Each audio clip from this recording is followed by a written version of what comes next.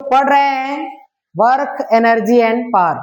Work energy and power बाबू, उसको लोग आप लोग पावर कह देते हैं, वो पावर नहीं होता है, वो एक्चुअल में पार होता है। क्या होता है?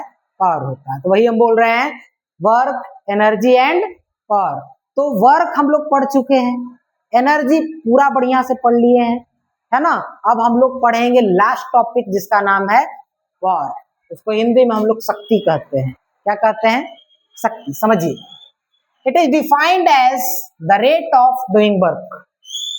लिखा हुआ है कि the rate of doing work is known as power.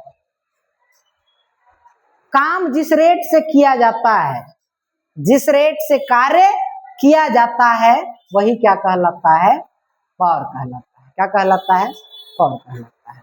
समझिए, आइए, पावर निकालने का फॉर्मूला है वर्क डन बटा टाइम टेकन। वर्क डन बटा टाइम टेकन यानी P is equal to W by T. P is equal to W by T. आइए इसको और विस्तार से समझते हैं। Power is the work done per unit time. Per unit time में जितना काम होगा, पर सेकेंड कहने का मतलब, पर यूनिट टाइम कहने का मतलब पर सेकेंड या पर मिनट या पर घंटे जितना कार्य किया जाएगा, वही क्या कहलाएगा? पावर कहलाएगा। इससे आसान भाषा और कुछ नहीं हो सकता है। पर सेकेंड, पर मिनट या पर घंटे जितना कार्य किया जाएगा, वही क्या कहलाएगा? पावर कहलाएगा। क्या कहलाएगा? पावर कहलाएगा। इससे आसान भाषा नहीं हो सकता है। ठीक है, आगे आइए। Power is defined as the rate at which energy is consumed. ये भी हम लोग कह सकते हैं कि पावर का डेफिनेशन ये भी कह सकते हैं the rate at which energy is consumed. जिस रेट से एनर्जी का खपत होता है। अब यहाँ पे इलेक्ट्रिकल मीटर लगा हुआ है बाहर बहुत सारा, तो हर मिनट कुछ ना कुछ एनर्जी खपत होता होगा, हर सेकंड कुछ ना कुछ एनर्जी का खपत होता होगा, हर घंटे कुछ ना कुछ एनर्जी का खपत होता होगा। हो रहा है ना? वही क्या कहलाएगा? पावर कहलाएगा। क्या कहलाएगा? पावर कहलाएगा। अब हम यहाँ बोल रहे हैं तो हर मिनट हमारा कुछ ना कुछ एनर्जी क्या हो रहा है? खत्म हो रहा है ना? खपत हो रहा है कि नहीं हो रहा है? हर घंटे और ज्यादा होगा, होगा कि नहीं होगा? ठीक है, वही क्या कहलाएगा?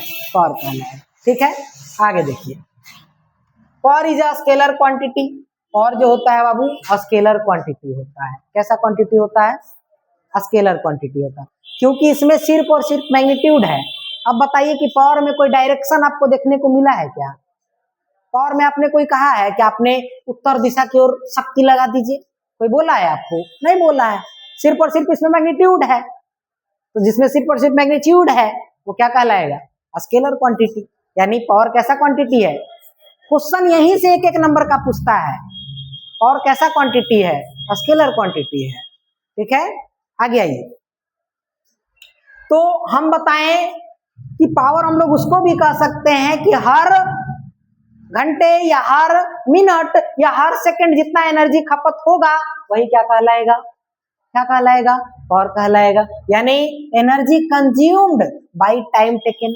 Energy consumed by time taken is known as power.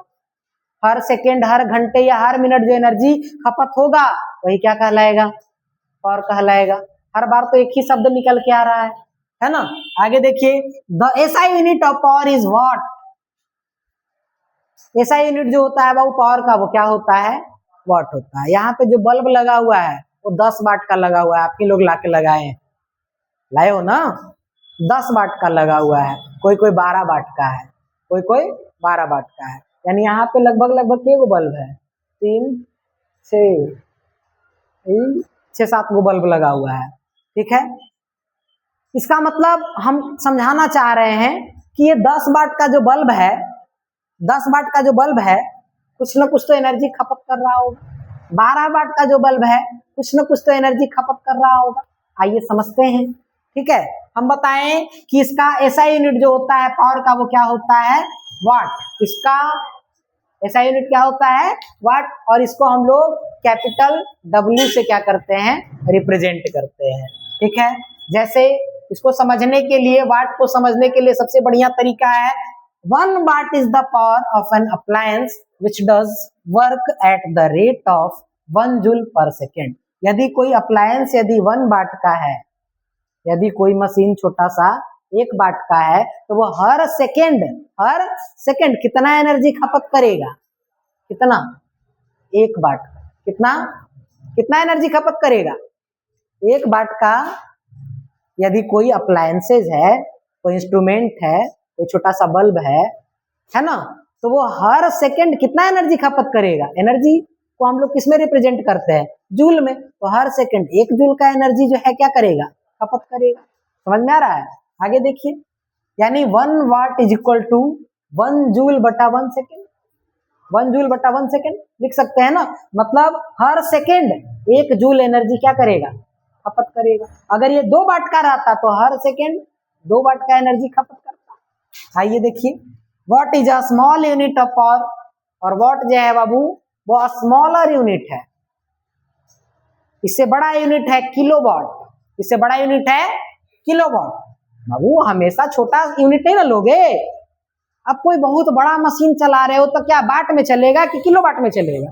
Kilowatt में चलेगा। समझ में आ रहा है? उससे भी बड़ा मशीन चल रहा है तो मेगावाट में चलेगा। ट्रेन का इंजन क्या वाट में चलेगा? किलोवाट में चलेगा? मेगावाट में चलेगा। ट्रेन का इंजन है, समझ रहे हो, 20-20 को डब्बा खींच रहा है। समझ में आ रहा है? तो मेगावाट में जाएगा। ठीक है, आगे देखिए, what is a small unit. हम बताएं कि व्हाट जो है वो छोटा यूनिट है, उससे बड़ा किलोवाट है, उससे बड़ा मेगावाट है। यानी 1 kilowatt is equal to 1000 watts.